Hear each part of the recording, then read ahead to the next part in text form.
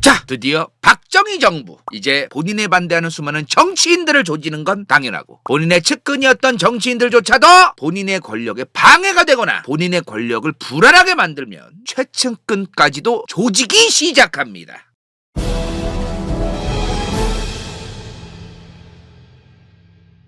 자, 저번 시간에 박정희 정부 굉장히 골치 아팠다. 미국이 주한미군은 철수 중이었고 중국과도 친해지겠다고 난리치고, 그리고 한국에 대한 원조와 지원도 축소를 하겠다고 얘기를 하면서 이 모든 것들이 박정희 정부라는 정권의 지지율에 도움이 안 됐다. 지지율이 박살나는 거에만 관련되어 있는 일들만 일어나기 시작했다. 그 와중에 이제 국내 정치 상황은 어땠느냐 이 말이야.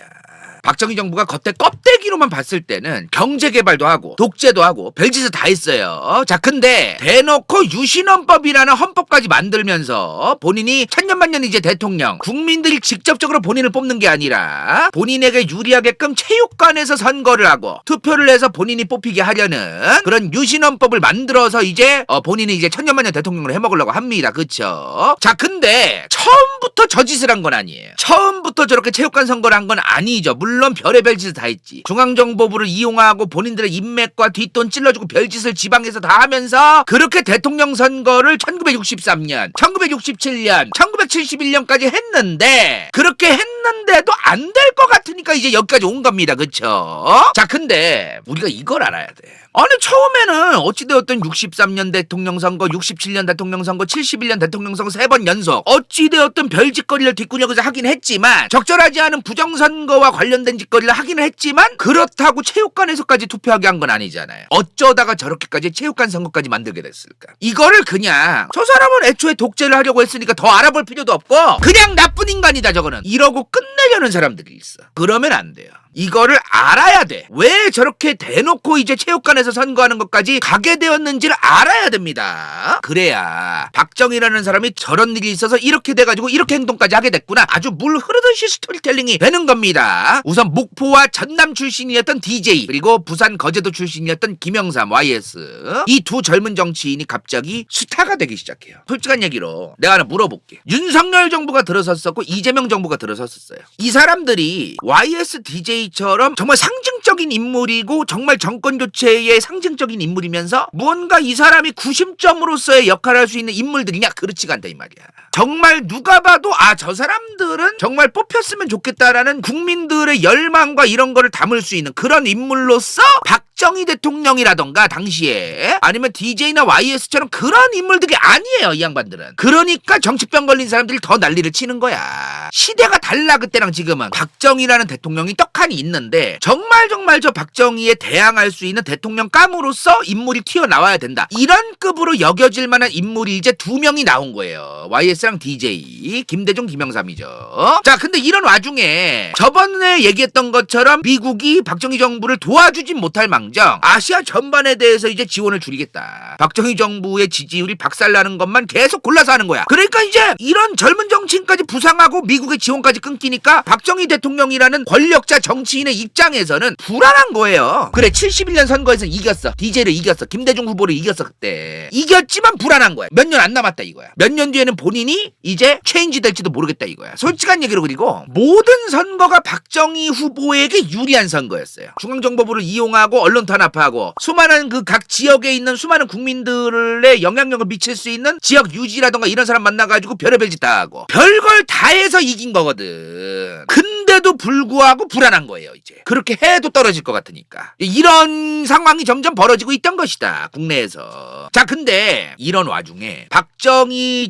대통령의 지금 밑에 뭐라고 써있어? 민주공화당이라고 써있죠. 여당이 당시에 민주공화당이었어요. 대통령의 당이 여당이고 대통령에 반대되는 당들을 야당이라고 합니다. 보통 일반적으로. 그죠? 자, 그러면 여당은 대통령의 편이잖아요 일반적으로. 게다가 박정희라고 하는 강력한 중앙집권적이고 제왕적이고 독재적 정권인데, 근데 이 민주공화당이라는 여당 안에서 파벌이 나뉘고 있었습니다. 그래서 박정희 정부를 얘기할 땐 이 민주공화당이라는 여당 안에서 무슨 일이 일어나고 있었는지를 알아야 돼요. 그걸 모르면 이해가 안 돼. 1961년 5월 16일 5.16 쿠데타라고 하죠. 장도영 씨랑 박정희 당시 소장입니다. 쿠데타를 일으켰잖아요. 이 쿠데타에 함께 들어간 사람들이 있어요. 쿠데타를 함께 일으킨 군인 출신, 그 군인 출신들 중에 정치인 된 사람들도 있겠죠. 민주공화당 안에. 편하게 그냥 얘기할게요. 이 사람들이 이제 에이파벌이라고 얘기하겠습니다. 근데 군인 출신으로만 국회의원들이 있지는 않을 거 아니에요. 외부에서 이제 일반 정치인들 중에 온 사람도 있고 학자 출신이든 뭐 어떤 지역의 뭐 유지 출신이든 부자 출신이든 땅 부자 출신이든 있을 거 아니에요. 그게 비파벌이야. 군인데 그렇지 않은 사람들, 이렇게 좀 파가 나뉘어져 있던 게 있었습니다. 그쵸?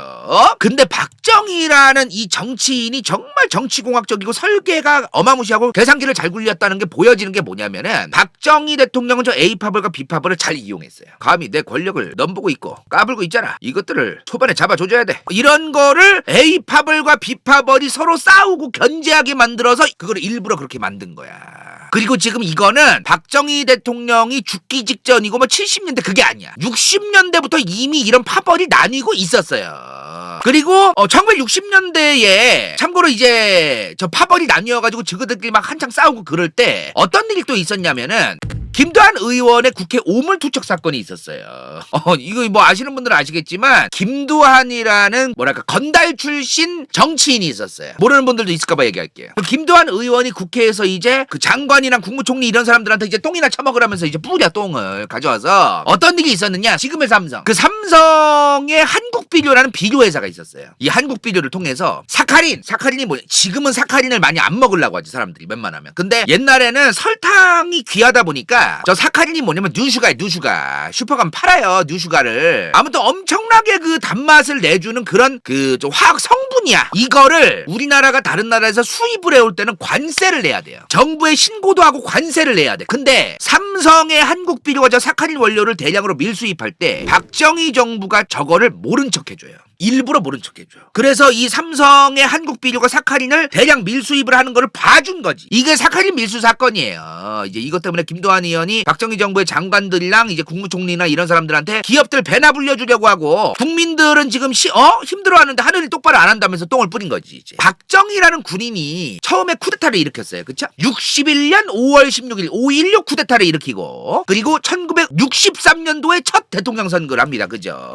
61년 5월에 첫 쿠데타를 일으키고 61년 5월 이후에는 국가재건최고회의라는 그 초헌법적 기관의 의장으로 앉아있다가 63년 10월에 첫 대통령 선거에서 당선이 됩니다. 그리고 2달 뒤였던 12월부터 임기가 시작돼요. 그리고 67년 5월에 이제 두 번째 대통령 선거를 앞두고 있었다 이 말이에요. 자, 근데 이 상황에 민주공화당이라는 여당 안에는 파벌이 두 개가 나뉘어 있었다. 자, 그렇게 아무튼 대통령 선거 67년에 이제 대통령 선거를 치렀습니다. 근데 결과가 이렇게 나왔어요. 이게 67년 대통령 선거 결과인데 박정희 대통령이 51%야. 50%를 뚫어요. 윤보선 후보는 40%밖에 안 돼요. 처음에 대통령 선거 윤보선 후보랑 처음 맞다이 깠을 때는 몇 프로 차이 안 났었습니다. 그죠? 몇 프로 차이 났었어요? 1.5%밖에 차이 안 났어. 이땐 46.6 대 45.0이었어요. 근데 51.44 대 40.93으로 벌어진 겁니다. 자, 근데 문제가 뭐냐? 이 67년 5월에 대통령 선거가 있었던 다음에 바로 한 달 뒤쯤이었던 6월 8일에 국회의원 선거도 있었어. 이건 난 좀 문제가 있다고 봐. 대통령 선거랑 국회의원 선거가 저렇게 한 달 상간으로 있어버리면 조금 전 그래요. 왜냐하면은 대통령 선거에서 당선된 다음에 그 당선된 사람이 이제 또 몇 년 동안 지가 해먹을 수 있으니까 엄청난 권력을 쥐고서 여기저기 들쑤시고 다니면서 국회의원 선거에 영향을 끼치려고 부정선거라던가 이런 거를 만들 수도 있거든요. 67년 6월에 국회의원 선거를 앞두고 있었어. 대통령 선거 바로 한 달 뒤였습니다. 이 결과가 어떻게 나왔을까요? 엄청난 결과가 나와요. 총 국회 의석이 당시에는 175석밖에 안 됐어요. 200석이 안 됐어. 전체 의석 175석 중에 민주공화당 박정희 대통령 당이 129석을 먹습니다. 엄청난 퍼센트를 먹은 거예요. 과반을 뚫고 뚫었어요. 그쵸? 그래서 이제 이거를 보고 박정희 정부가 정말 어마무시하게 인기가 많았구나. 그래서 국회의원 선거에서도 저렇게 압승을 했구나. 나도 그런 줄 알았어. 근데 저 67년 6월 8일에 있었던 국회의원 선거를 뭐라고 또 부르느냐? 요즘 부정선거계에서 되게 유행인데요. 저 때야말로 67년 6월 8일 부정선거라고 불렸어요. 자, 일단은 무슨 일이 있었느냐? 다시 한번 얘기하지만 67년 5월 3일에 대통령 선거에서 또 당선됐어. 박정희 대통령이. 당선되고 나서 바로 며칠 뒤에 선거법을 개정합니다. 선거법을 개정했다는 게 뭔 말이야? 선거법을 바꿨다는 얘기야. 자, 뭘 바꾸느냐? 이런 일이 있었어요. 대통령과 장관들도 선거 유세에 참여할 수 있다. 이런 선거법을 개정해요. 박정희 정부가. 국회의원 선거 한 달밖에 안 남았는데 자기 당선됐다고. 그런 법을 만들어가지고 그냥 해버려. 그래가지고 난리가 나, 저때. 저게 근데 박정희 정부도 법을 따라야 되잖아요. 아무리 본인이 독재적인 그런 게 있지만 대놓고 독재할 때가 아니야, 저때는. 유신헌법이라고 하는 게 만들어지기 전이었잖아요, 저때는. 눈치를 봐가면서 꼬롬하게 뒷구녕에서 할 때지 대놓고 할 때는 아니야. 그래서 국민 눈치도 봐야 되고 여러 가지 눈치를 봐야 되는데, 자, 대통령 장관들 모두 선거유세 참여 가능하다라는 걸 저걸 자기들이 법을 지들 멋대로 이제 의결을 했어, 국무회의에서. 그러자마자 중앙선거관리위원회에서 유권 해석을 해요. 중앙선거관리위원회는 이제 기존에 있었던 선거법을 유권 해석을 해가지고 이게 적법한지 아닌지를 따지는 그런 이제 역할을 해야겠죠. 선거법에 따라 공무원은 선거운동할 수 없다. 이때 선관위가 일을 좀 잘했어. 일을 좀 열심히 했어. 박정희 정부 니네가 뭐 장관들 대통령 선거유세 참여 가능하다고 국무회의에서 의결을 했든가 말든가, 이거는 선거법 위반이다. 중립 의무를 줬대도 중앙선관위가 좀 하려고 했던 것 같습니다. 그래서 박정희 정부가 뭐라고 얘기를 하냐면은, 우리는 민주정부로서 민주정부 인척을 해야 될 거 아닙니까? 국민들 눈치 보면서. 우리는 민주정부로서 선관위의 유권 해석을 따르겠다고 얘기해요. 국민 여론은 눈치를 많이 봐야 돼. 모든 국민이 박정희라는 대통령을 좋아하던 게 아니에요. 비민주성을 띠고 있거나 그런 게 티가 나면 언제든지 역풍을 맞을 수 있는 입장이었어. 자, 그러면서 이제 저걸 따르겠다고 해서 끝난 줄 알았더니 진짜 말도 안 되는 개꼼수를 부려요. 나는 그래서 공무원 대통령이 아닌 민주공화당이라는 정당의 총재로서 선거운동에 임하겠다, 이런 말장난을 해요. 그래가지고 이거에 대해서 또 중앙선관위에서 이제 어떻게 되냐면은, 이번에는 중앙선관위에서 비밀 투표를 합니다. 중앙선관위에 선거위원이 있어요. 이제 선관위를 전체를 이제 그 관리하는 이제 가장 위에 있는 여러 명인데, 이 사람들 9명이 있었어. 근데 비밀 투표를 해야 되니까 5대4가 나와요. 민주공화당 총재로서 가능하다가 5가 나와.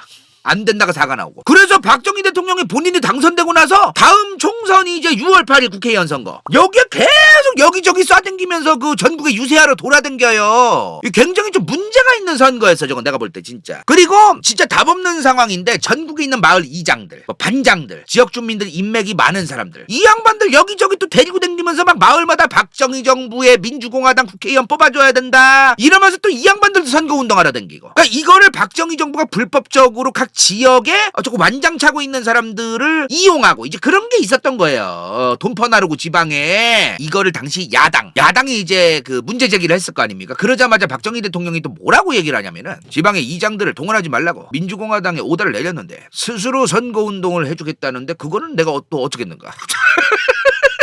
이러면서 또 말장난을 해요. 나중에 이제 알려진 거는 민주공화당이 조직적으로 이제 이 사람들을 동원한 거로 알려져 있습니다. 말장난이죠. 사실 그리고 당시에는 선거법 위반이 되게 흔했던 시절이에요. 워낙에 이제 옛날에 60년대 70년대는 이제 좀 지금만큼의 시민의식이나 민주주의가 성숙하지 않을 때라서 선거법 위반이 되게 짜잘짜잘하게 많았어요.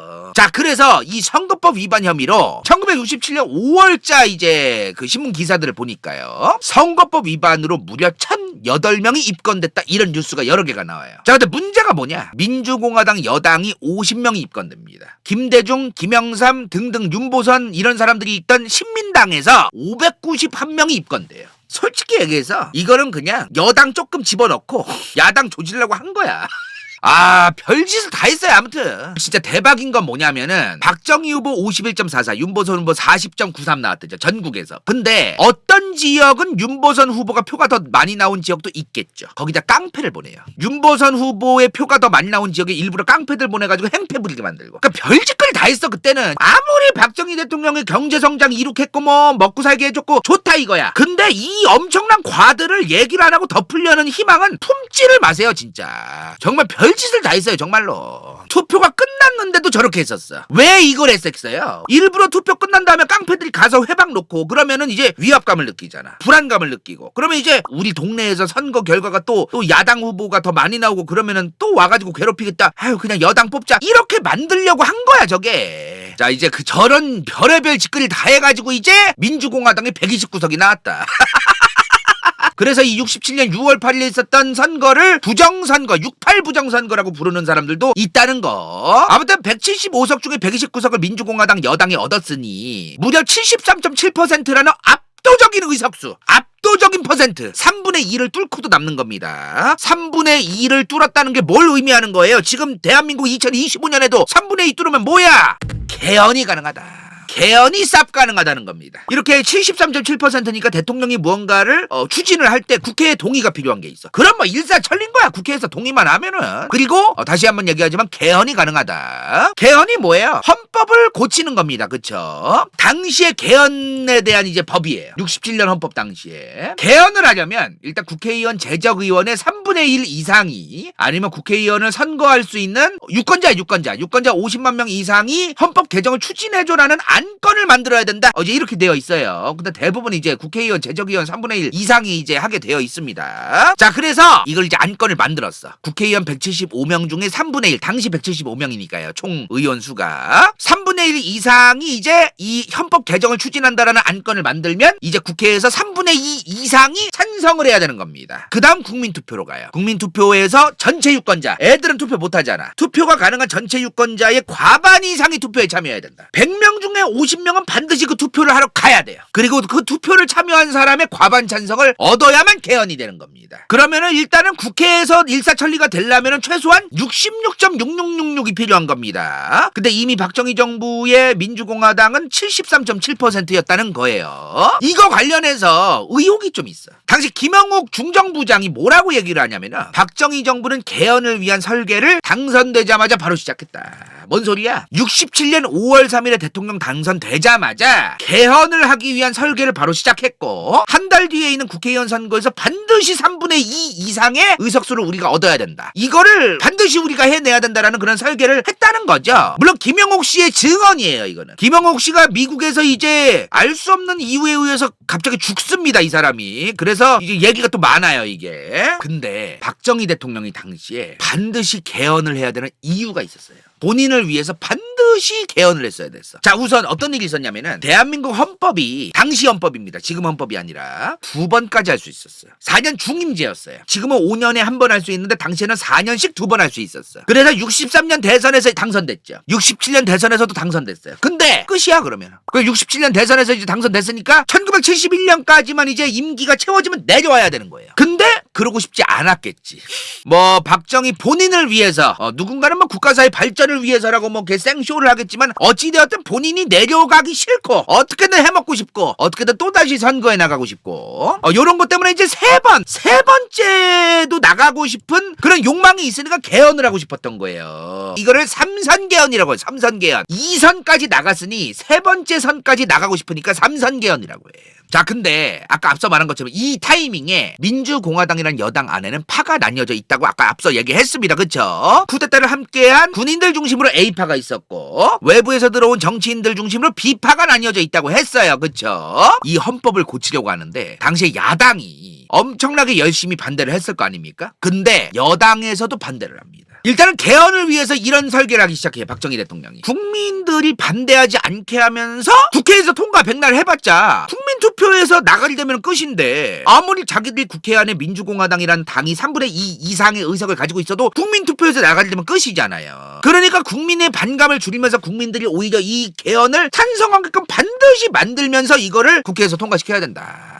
자, 그래서 박정희 대통령이 1969년 7월 25일에 특별 담화문을 발표해요. 요즘 개헌 얘기가 사회적 이슈 수준이 아니라 반정부 선동 수준으로 퍼지고 있습니다. 나 인간 박정희는 분명히 헌법을 자주 고치는 것이 좋지 않다고 국민들에게 말해왔습니다. 개인적으로 나 또한 개헌을 원치 않습니다. 그러나 지금 현재 야당이 계속해서 이를 방해하면서 개헌 관련 얘기만 하고 있습니다. 대통령은 개헌을 할 법적 권한이 없습니다. 맞아요. 대통령을 개헌을 할 권한이 없기는 하죠. 국회의 권한이 있는 거니까. 물론 그러나 말장난이지. 대통령의 여당이 다수당인 현재 상태, 게다가 3분의 2의 의석을 뚫은 상태, 이 상황에서 대통령은 개헌을 할 법적 권한이 없다. 이 말은 좀 말장난이죠. 나는 개헌할 생각도 없고 권한도 없었으며 독재라는 것도 생각을 못 해봤습니다.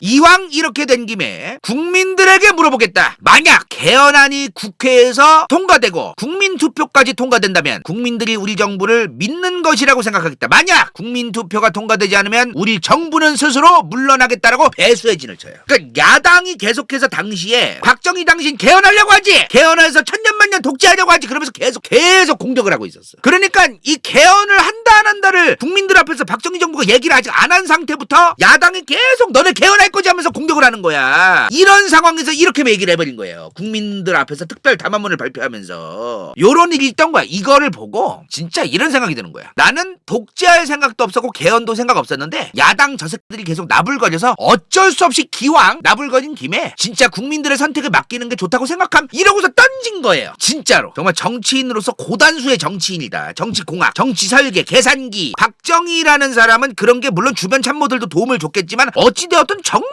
이런 머리가 비상하게 돌아가던 사람이다. 역시나 정치인은 100% 신뢰하면 안 된다라는 걸 다시 한번 강조하는 바라는 말씀을 드립니다. 자, 그래서 결국에 이제 개헌안이 나와요. 개헌안의 핵심 내용은 3번 대통령 선거 3번까지 당선될 수 있다. 3번 최대 제한 3번이다. 그리고 기존 헌법에서 중임 1번 그러니까 4년을 이제 2번 할 수 있다. 근데 이제는 대통령을 3번까지 할 수 있다. 그리고 대통령의 탄핵 조건이 원래는 국회의원 30명 이상이 탄핵 소추안을 발의를 하고 재적 의원의 과반수가 찬성을 하면 됐었어요. 국회의원이 300석이면 150석이 찬성하면 끝나는 거야. 그냥 탄핵이 되는 거야. 근데 국회의원 50명 이상이 발의를 해야 되고 재적의원의 3분의 2 이상이 찬성해야 된다. 이렇게 개헌을 해서 대통령이 탄핵되지 않게끔 방지하는 그런 대비까지 꼼꼼하게 아주 꼼꼼하게 각하께서 꼼꼼하게 개헌을 하실 때 같이 하셨다. 그래서 결국에 민주공화당이 당시에 무려 국회 175석 중 129석으로서 국회 의석 전체의 73.7%를 차지하고 있으니 일사천리가 됐을 것 같죠. 근데 아니었어요. 당시 야당만 개헌을 반대한 게 아닙니다. 박정희 정부의 여당이었던 민주공화당 안에서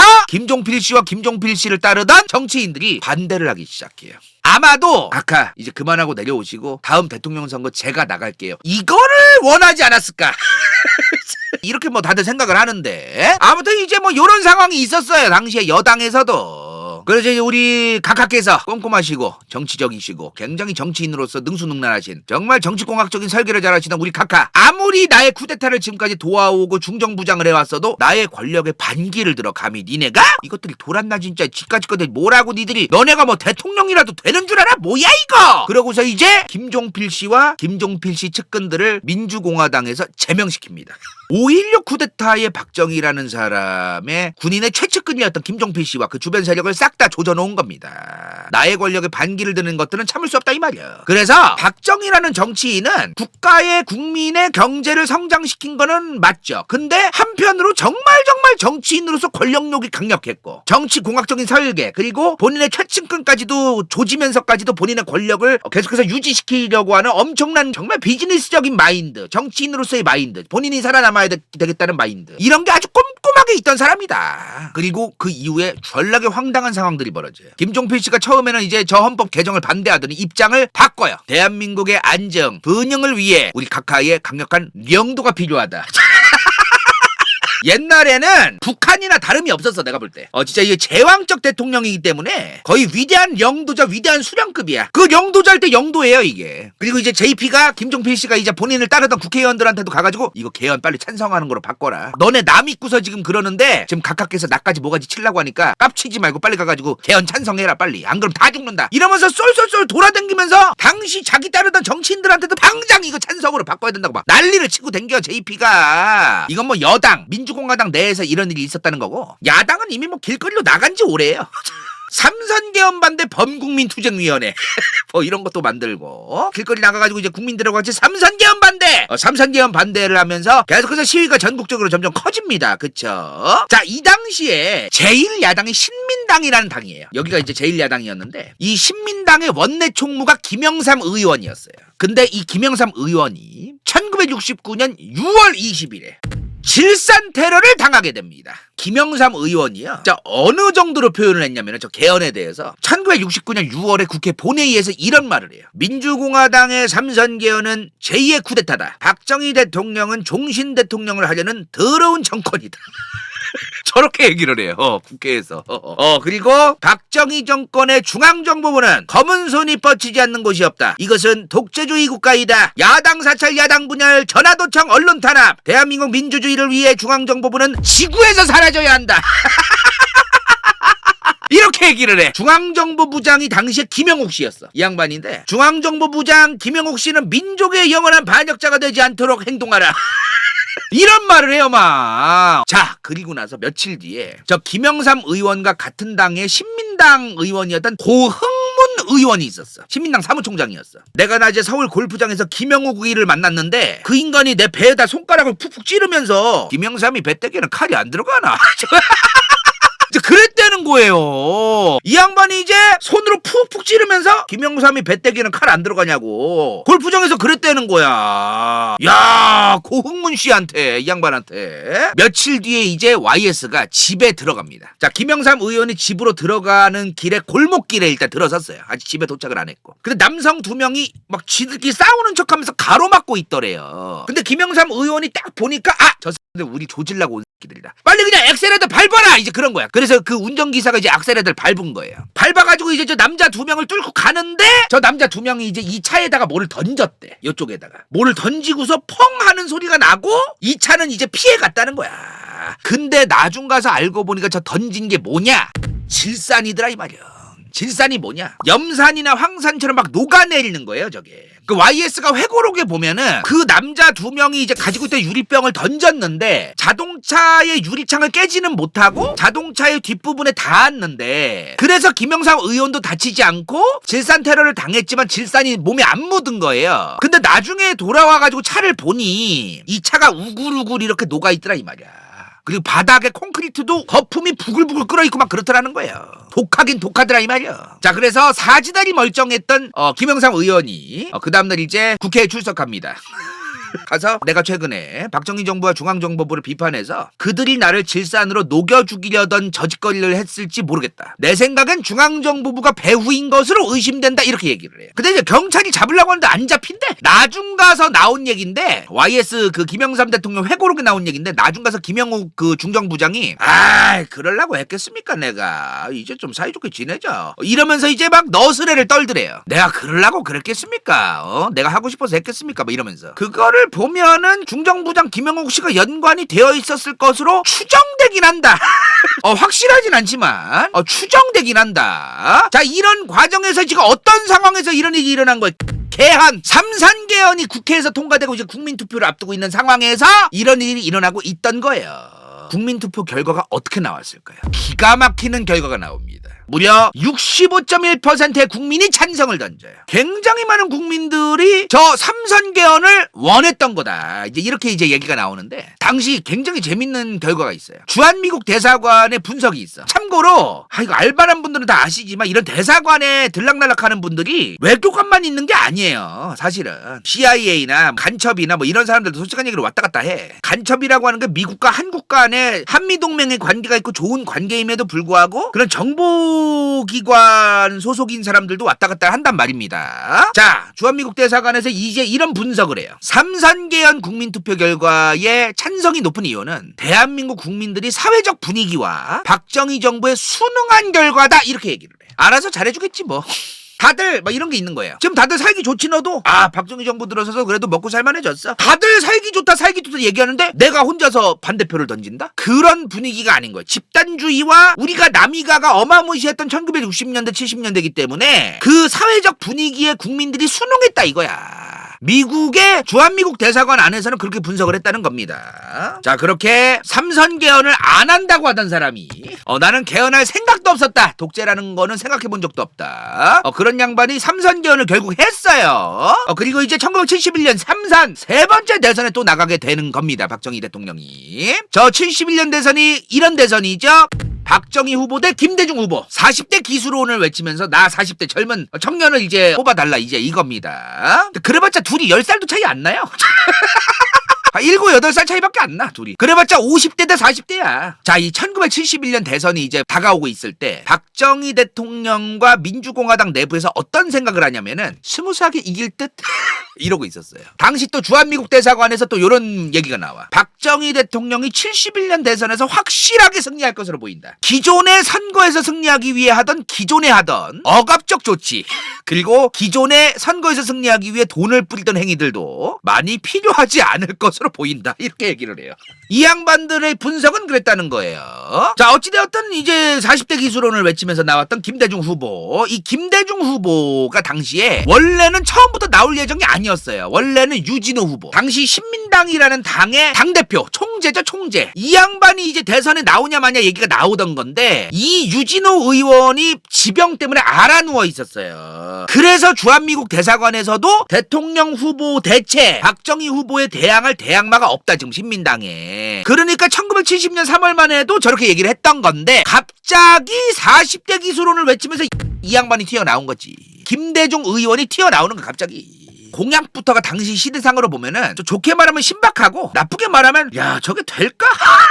당시 1971년 기준 김대중 후보의 주요 공약입니다. 다 얘기하기는 좀 그렇고 북한을 상대로 박정희 정부가 계속 전쟁을 강조하다 보니 국제적 시각에서 다른 나라들이 한국을 전쟁 애호가 국가로 보고 있다. 굉장히 폭력적인 국가. 전쟁을 막기 위해서는 북한과 평화적 교류를 해야 된다. 신문기자 스포츠도 서로 왕래하고 서로 소통을 해야 한다. 그리고 미국과 일본이 우리가 친한데 한국이랑 미국 일본뿐 아니라 소련과 중국까지도 이제 개입을 하게 해서 한반도에서 전쟁이 일어나지 않도록 공동보장을 요구해야 된다. 이게 육자회담을 얘기하는 것 같아요. 참고로 육자회담이 뭐냐면 북한의 핵무기나 북핵 문제라든가 이제 남북한 문제에 대해서 이제 남북한뿐만 아니라 이제 미국, 일본, 중국, 러시아 이제 6개 국가가 만나가지고 이제 육자회담을 한다 해서 육자회담이라고 하는 건데 참고로 이 시점에 역시 김대중은 종북좌파다 이런 분들이 있을까봐 말씀드리면은 71년 대통령 선거 끝난 다음에 박정희 정부는 이후락 중정부장을 위에다 보내서 김일성이를 만나게 해가지고 북한과의 평화통일 파리를 본인들이 하려고 했었습니다. 자, 아무튼 간에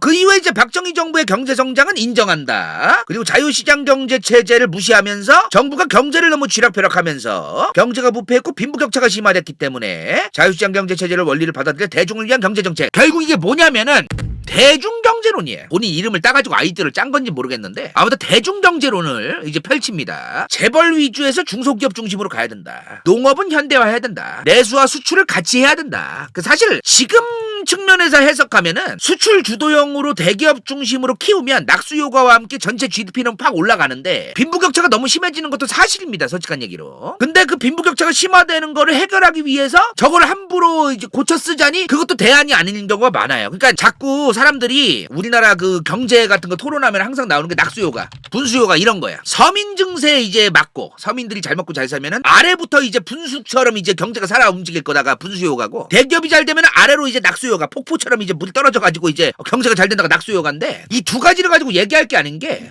몇몇 전문가들은 애초에 우리나라는 낙수효과고 분수효과고 얘기할 게 없다. 왜? 수출 주도형 국가라서. 그래서 수출 주도형 국가라서 대기업 위주로 할 수밖에 없다. 이게 낙수효과가 생길지 안 생길지도 모르겠다. 그래서 대기업이 돈 많이 벌게 하고 대기업 삥 많이 뜯어서 그 재정을 국가가 세금으로 쓰고 그거 말고 대안이 없다.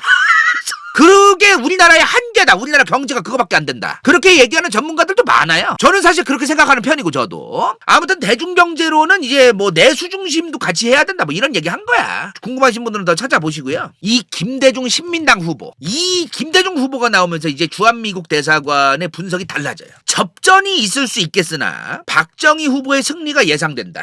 요렇게 이제 얘기가 달라집니다. 정말 치열하게 선거운동했어요 서로. 그리고 아시는 분도 아시겠지만 이때부터 영남과 호남의 지역 감정이 심화됩니다. 이거를 조잡스럽게 김대중이라는 정치인이 먼저 지역 감정 이제 일으킨 거다. 이런 얘기하는 분들이 있는데 김대중 후보가 일으키고 있으면은 그럼 박정희 후보는 가만히 있었어야죠. 뭐라고 얘기를 하냐면은 똑같이 해요. 김대중 후보 측에서 전라도만 왕따시킨다고 하니까 박정희 후보 측이 경상도 가가지고 전라도가 경상도의 산업들을 세벼가려고 한다. 이러면서 박정희 후보 측도 그렇게 선거운동하고 서로 한 거야 서로. 이거는 무슨 누가 먼저 했냐 무슨 초딩들 싸우는 것도 아니고 장난하는 것도 아니고 뭐 하는 짓이야 이게. 그래서 이때부터 특히나 이제 지역 감정이 좀 심화됐다고 봐야 돼요. 자, 그리고 박정희 각하께서 1971년 4월 27일이 대통령 선거 날이었는데 4월 24일 선거 3일 전에 부산에 가요. 이번 선거가 나에게 마지막이다.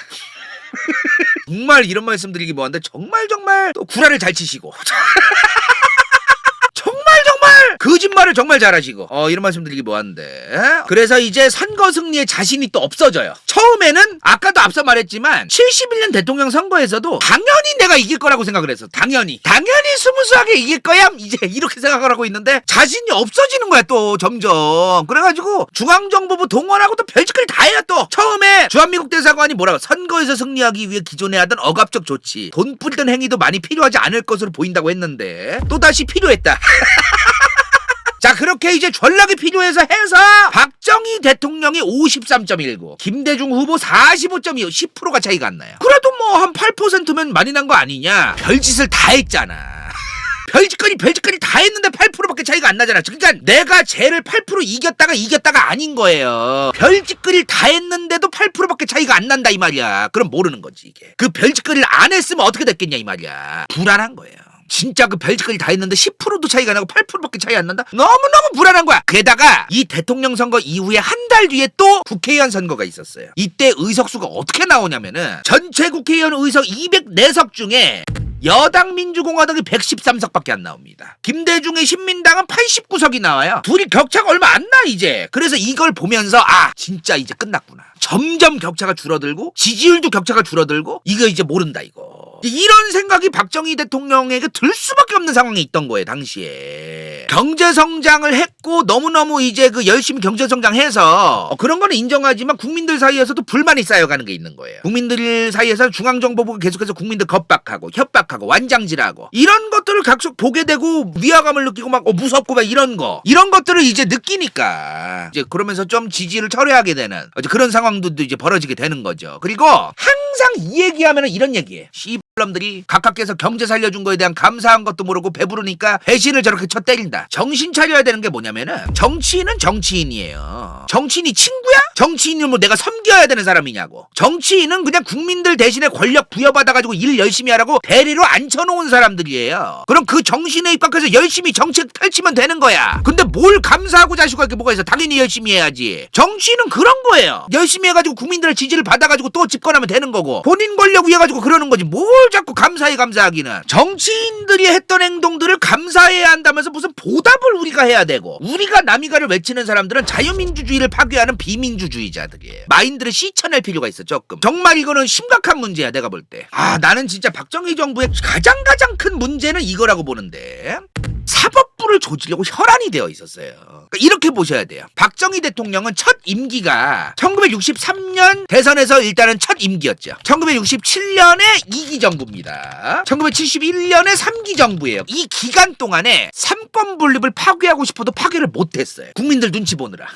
그러니까 심정적으로는 본인의 권력을 위해서 삼권 분립을 박살을 내고 싶은데 그거를 박살을 못 내는 거야. 미국 눈치 봐야 되고 국민 눈치 봐야 되고 그러다가 이제 DJ한테는 8%밖에 차이 안 나는 것까지 온 겁니다. 그러니까 이 과정에서 파괴를 하고 싶어도 함부로 못했던 거예요. 본인이 또 당선 안 되고 이제 그럴까봐 국민들이 너무 이제 본인한테 반감을 가질까봐. 그래서 애초에 이런 게 있었어. 현역 군인들을 자꾸 법원에 감독관으로 파견해요. 자꾸 가가지고 이제 참견하는 거야 막. 감독관이랍시고 이제 판사들 막 판결하는데 가가지고 쪼르륵 가서 당신이 이거 이렇게 바꿔야 되는 거 아니야? 법관들이 그러면 판사들이 니들이 감독관으로 온 건 알겠는데 꺼져라. 왜 니들이 자꾸 사법부의 독립성에 대해서 이래라 저래라 하느냐? 프라이드가 있어. 지금도 판사들 법관들이 물론 저그들이 이제 유리하게끔 하는 걸 모르겠지만 사법부가 일단은 프라이드가 있어. 이 사람들이 판사들이 법관으로서의 프라이드가 있어서 아무리 독재 정부더라도 박정희 정부의 눈치를 보면 법관이 아니다. 우리는 법관으로서의 그 양심과 프라이드가 좀 있어야 된다. 좀 의식이 있단 말이야. 그래서 그거대로 이제 판결을 내가지고 박정희 정부가 원하는 대로 잘 안 돼요. 검사들하고 경찰들은 박정희 정부 때 그냥